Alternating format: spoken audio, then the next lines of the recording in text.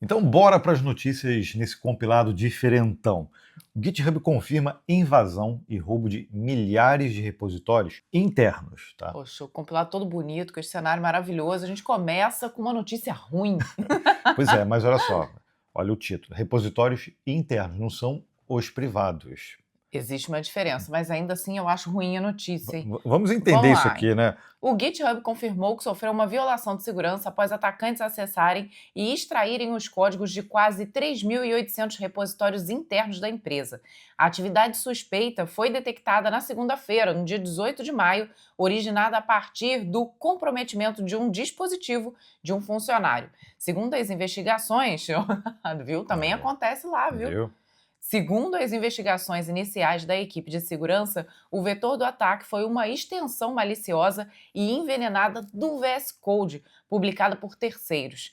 Assim que a invasão foi identificada, a empresa isolou o endpoint afetado, removeu a versão da extensão do ar e iniciou os protocolos de resposta a incidentes, realizando a rotação de segredos críticos e priorizando as credenciais de maior impacto. Pois é, ó, a empresa informou que a ação atingiu apenas repositórios de propriedade do próprio GitHub, por isso que a gente falou repositórios internos, sem evidências de impactos em dados de clientes armazenados fora desse escopo, como organizações ou repositórios externos. Contudo, alguns dos arquivos internos afetados, aí que tal, continham trechos de interações de suporte com usuários.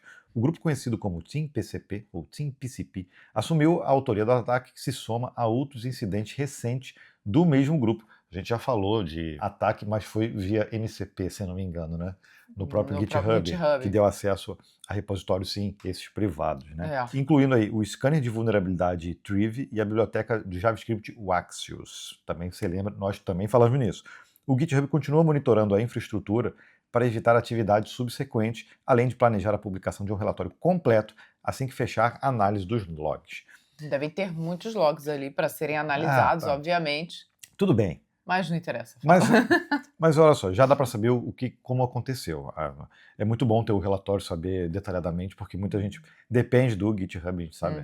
Empresas, desenvolvedores, ainda ou pode ser que se mantenha realmente por muitos anos ainda a ferramenta mais utilizada aí por nós desenvolvedores, por isso que eles têm que ser super transparentes, né? Sim, não tem a menor dúvida. E o que acontece? 3.800 repositórios. É coisa pra caramba, internos. Então, realmente, o próprio GitHub utiliza muito o GitHub.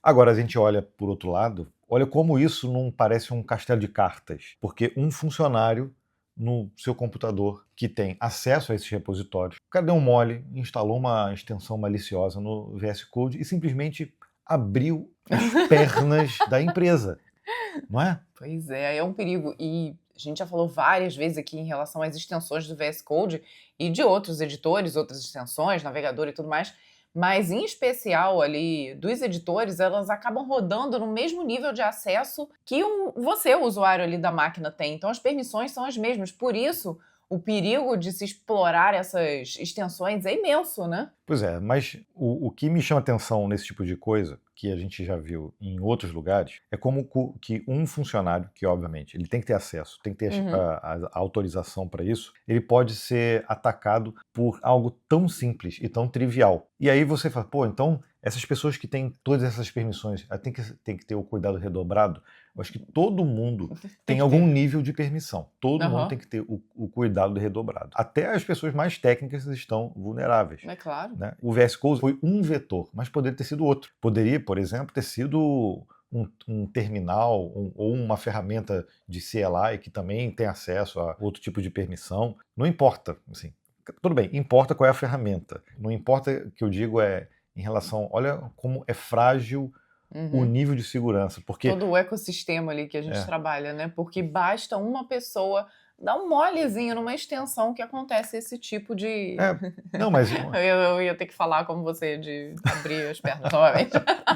Mas imagina isso, porque internamente, dentro do GitHub, deve ter várias políticas de concessão de acesso, autorização, níveis de acesso. Isso tudo se perde completamente por conta de uma extensão. Então, olha em que mundo nós vivemos, né? É perigoso você conceder acesso, ao mesmo tempo você tem que ter acesso.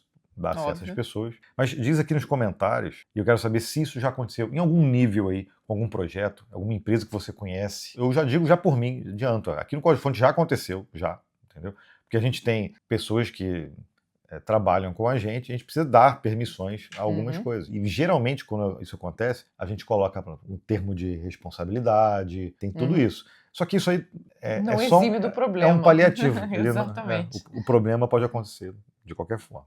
Esse aqui é o corte de uma notícia do Compilado, que é o podcast do Código Fonte TV. Onde toda semana tem episódio novo falando de programação, tecnologia, inteligência artificial e cibersegurança. Então já se inscreva no canal do Compilado e acompanhe os episódios completos. E concorra a prêmios.